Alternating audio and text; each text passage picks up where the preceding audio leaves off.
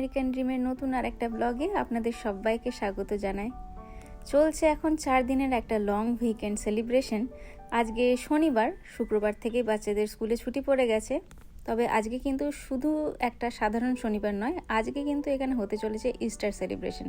তাই সকালবেলায় বাড়ির খানিকটা কাজ গুছিয়ে বাচ্চাদেরকে বগল দাবা করে তার সঙ্গে খানিকটা রান্না সেরে আর বাদবাকিটা আবার এসে করব এই পরিকল্পনা নিয়ে বেরিয়ে পড়লাম। বাড়ির একদম 5 মিনিট দূরত্বেরই একটা শপ ওয়ালমার্ট, সেখানে কিন্তু আজকে ইস্টার সেলিব্রেশন হতে চলেছে। যদিও ইতিমধ্যে কিন্তু গত সপ্তাহে আমাদের কমিউনিটি থেকে একটা ইস্টার এগ সেলিব্রেশন হয়ে গেছে, কিন্তু বাচ্চাদের না আজকাল এমন হয়েছে যে ওরা কিন্তু কোনো জিনিস শান্তভাবে পেলে তাতে যতটা সন্তুষ্ট হয়, সেটাকে যদি মারামারি কম্পিটিশনের মাধ্যমে নিতে পারে তবে কিন্তু ওদের মনে হয় যে না, উৎসবটা ঠিকঠাক পালন হলো। তো ইস্টার এগ হান্ট প্রত্যেকবার ওই রকমই হয় যে ডিম ছড়ানো থাকে, নিজেদেরকে নিয়ে কালেক্ট করতে হয়। তাই কমিউনিটির যে ইস্টার এগ হান্টটা ছিল সেটা কিন্তু কোনো হান্টিং ছিল না, ওরা শুধুমাত্র ব্যাগ সমেত একটা দিয়ে দিয়েছিল রণদেরকে। কিন্তু রণবাবুর ইচ্ছা ছিল যে ও সবার সাথে কম্পিটিশন করে ওই ডিম কুড়োনোর উৎসবে মাতবে, সেই কারণে আরও আসা। তবে এখানে তো ইস্টার এগ হান্ট মানে শুধুমাত্র ওই প্লাস্টিকের ডিম কুড়োনোই নয়, তার সঙ্গে কিন্তু আনুষঙ্গিক নানান রকম প্রোগ্রাম চলছে। রণ আর রিনি তো প্রথমেই একটা করে সিড তো গাছের লাগালোই, সেটাকে আজকে ঘরে নিয়ে যাব, জল দিয়ে দেখি সেটার থেকে চেষ্টা করব যদি গাছ বেরোয়। আর তারপরে কিন্তু আবার ফ্রিতে পেন্টিংও করতে পারলো। আর এরপরে যেটা আসল আকর্ষণ, সেই ইস্টার এগ হান্টের জন্য এখন সবাই দেখতে পাচ্ছেন সারি সারি লাইন দিয়ে দাঁড়িয়ে রয়েছে এখানে।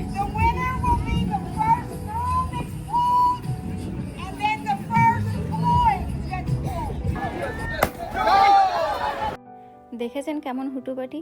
প্রত্যেকবার এইটাই হয়। এই ছোট বড় মেজো সমস্ত রকমের বাচ্চা মিশে থাকে, আর যেটা হয় এই কাড়াকাড়িতে বড়রা তো পেয়ে যায় ভালো মতন, আর মাঝারিরাও পেয়ে যায়, কিন্তু কষ্ট হয় ওই ছোটোগুলোর জন্য, যারা কিন্তু এদের সঙ্গে পেরে ওঠে না। কিন্তু কি করা যাবে, সিস্টেম তো এরকমই। অনেক জায়গায় অবশ্যই এজ ওয়াইজ ভাগ করা থাকে গ্রুপ, কিন্তু এখানে দেখলাম ওরা সেরকম ভাগ করেনি। আমি জানি রণ হয়তো খুব কম পাবে, আর এই নিয়ে ওর মধ্যে কিন্তু একটা অসন্তোষ দেখা দেবে। যদিও বাড়িতে কিন্তু প্লাস্টিকের ডিমের কোটি কোটি রয়েছে, কোনো অভাব কিন্তু নেই, তবু এখান থেকে না পাওয়ার একটা দুঃখ কিন্তু রণর থাকবে, সেটা আমি ভালো করেই জানি। ঠিক যেমন ভাবা তেমনি হলো। হ্যাঁ, রণ কিন্তু ওই 3টে ডিম পাওয়ার দুঃখে এমন কান্নাকাটি চিৎকার জুড়েছিল, তাকে শান্ত করতে আবার এই ওয়ালমার্টের ভেতরেই আনা হয়েছিল। এখন এখান থেকে দেখি ওর পছন্দের কিছু আইসক্রিম যদি নিয়ে যাওয়া যায়। টাইপের একটা আছে নাকি? আমরা এরকম একটা খেয়েছিলাম আগে, এটা হচ্ছে আমাদের এখনটা হচ্ছে জরি কপি। আসলে ওয়ালমার্ট থেকে এই ইভেন্টটা সেলিব্রেট করার একটাই উদ্দেশ্য ছিল, কারণ দেখুন শুধু তো সবাই আর ওই ইস্টার এগ হান্টের জন্য আসবে না, যারা আসবে তারা হয়তো ওই দোকানেও খানিকটা ঢুকবে। যদিও এমনি নয় যে ওদের কাস্টমারের অভাব আছে, কাস্টমার আসে, তবুও যেহেতু ছুটির দিন তার সঙ্গে এই রাশটা হয়তো একটু বাড়ানোর জন্যই অনেক দোকান, শুধু ওয়ালমার্ট নয় তার সঙ্গে পাশাপাশি আরও বেশ কয়েকটা দোকান থেকে মাঝে মধ্যেই কিন্তু এরকম এক একটা বছর এক একটা ইস্টার ওরা আয়োজন করেই থাকে। তো এই হচ্ছে সেই ইস্টার স্পেশাল কাপকেক। তবে না, এসবের দিকে আর তাকাবো না। যদিও ঢুকেছিলাম শুধুমাত্র আইসক্রিম কিনতে, কিন্তু তার সঙ্গে বেশ কিছু আরও কেনাকাটা হয়ে গেছে। চলুন এবার বাড়ি যাই। অর্ধেক রান্না সেরে এসেছিলাম, এখনও গিয়ে কিন্তু অর্ধেক রান্না আমাকে সারতে হবে। না আরও দাও। হ্যাঁ হ্যাঁ, ব্যাস যখন জলটা নিচে নেমে আসবে দেন স্টপ। ব্যাস ব্যাস ব্যাস ব্যাস ব্যাস, yeah it's now coming out.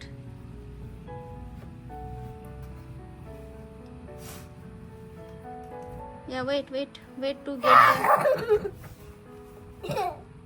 It's going to yours. Yeah! Okay, yeah, I think you should move yours. It's gonna get wet. হয়ে গেছে। যাক, ইস্টারের এগ পাক আর না পাক, আমার কিন্তু ভীষণ খুশি হয়েছি আমি যে ওরা দুটো চারখানা বীজ লাগিয়ে এনেছে। 4টে অবশ্য ফুলের গাছের বীজ, যদি বেরোয় চারা ভালোই হবে, আমার বাগানের কিন্তু আরেকটু শোভা বাড়বে। তো যাই হোক, এখন চলছে পরিষ্কার। স্প্রিং তো চলেই এসছে, আর গাছপালাও সুন্দর হতে শুরু করেছে, ফুলও ফুটতে আরম্ভ করেছে। এই সময়টা কি আর প্যাটিওটা নোংরা থাকলে চলে বলুন?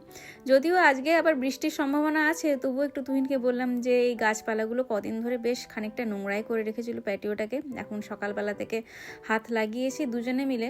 যদিও বললাম রান্না বাকি আছে, কিন্তু তার সাথে সাথেই চলছে আবার এই সব করা। আসলে প্ল্যান আছে এই প্যাটিওর যে ফার্নিচারগুলো ছিল সেটার পজিশনগুলোকে একটু চেঞ্জ করে দেওয়ার। কারণ এই এত টব জমেছে, এই টবগুলোকে যদি ঠিকঠাক প্লেস না করি এখন এত বড় প্যাটিওটাও ছোট মনে হতে শুরু করেছে। তো সেই কারণে দুজনে মিলে এখন হাত লাগিয়েছি, সোফাগুলোর অ্যারেঞ্জমেন্টটা একটু চেঞ্জ করে দেবো। আর দেখি টবগুলো ভাবছি যে যদি বিশেষ কোনো ব্যবস্থা করা যায়। তবে এখানে জানেন তো, যে কোনো প্রজেক্ট নিতে গেলে যেমন দরকার সময় তেমনি কিন্তু দরকার পকেটেরও জোর। ভাবছি কিছু একটা যদি করা যায়, মানে অন্য কোনো রকম যদি ল্যান্ডস্কেপিং ডিজাইন করা যায়, কিন্তু প্রফেশনালকে ডেকে করাতে গেলে তো বিশাল টাকা চার্জ করবে।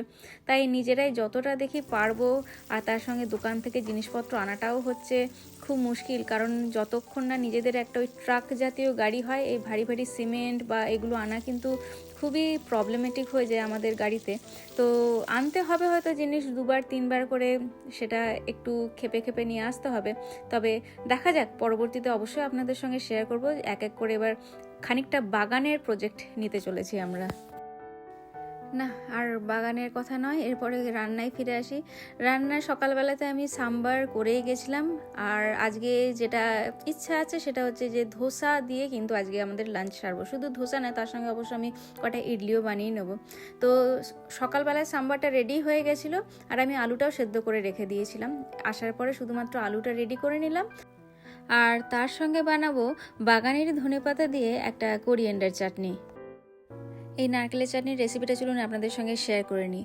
আমি এখানে মোটামুটি সমপরিমাণ ধনেপাতা, আর তার সঙ্গে এটা বলতে গেলে টাটকা নারকেলই আমি ডিপ ফ্রিজে রেখে দিয়েছিলাম নারকেলগুলোকে ছোট ছোট টুকরো করে, তো সেটাই নিয়ে নিলাম। মানে এক মুঠো টাইটলি প্যাকড ধনেপাতার সঙ্গে আমি ওই মোটামুটি 3-4 কাপ মতন এখানে নারকেল নিয়েছি, তার সঙ্গে 1 ইঞ্চি মতন আদা, একটা কাঁচা লঙ্কা, আর 1 টেবিল চামচ ছোলার ডালকে একটু ড্রাই রোস্ট করে নিয়েছিলাম। এরপরে এর সঙ্গে পরিমাণ মতন ওই 1 টেবিল চামচ মতন একটু লেবুর রস মিশিয়ে, আর তার সঙ্গে নুন আর চিনিটা আন্দাজ মতন দিয়ে এটাকে না ভালো করে ব্লেন্ড করে নেব।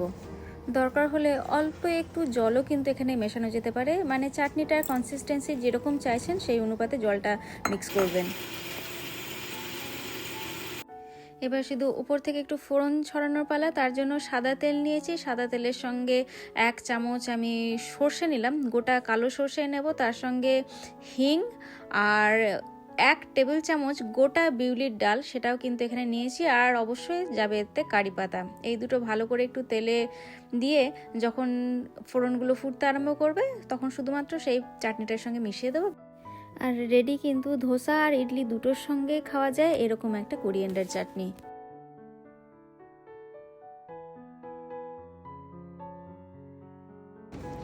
বাইরে শুরু হয়েছে একদম ঝমঝমে বৃষ্টি, আর যদি ডাইনিং টেবিলে থাকে এরকম সুন্দর একটা লাঞ্চ, তাহলে কিন্তু সত্যি জমে যায় খাবার দাবার। তো যাই হোক, দুপুরবেলা লাঞ্চ সেরে আমরা কিন্তু এখন বসেছি সবাই মিলে আমাদের পুরনো স্মৃতিগুলোকে তাজা করতে আবার। আর আপনারাও একবার দেখুন আমরা সবাই মিলে কি দেখতে বসেছি।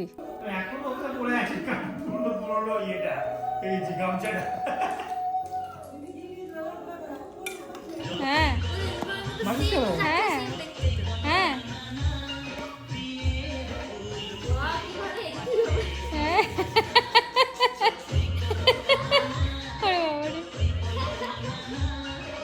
সবই টেকনোলজি জানেন, সত্যি তাই ভালো লাগে একদিকে যে আমার ছেলে মেয়ে এখন বসে বসে বাবা মায়ের বিয়ে দেখছে, যেটা আমাদের পক্ষে কোনোদিনও হয়তো সম্ভব হয়নি।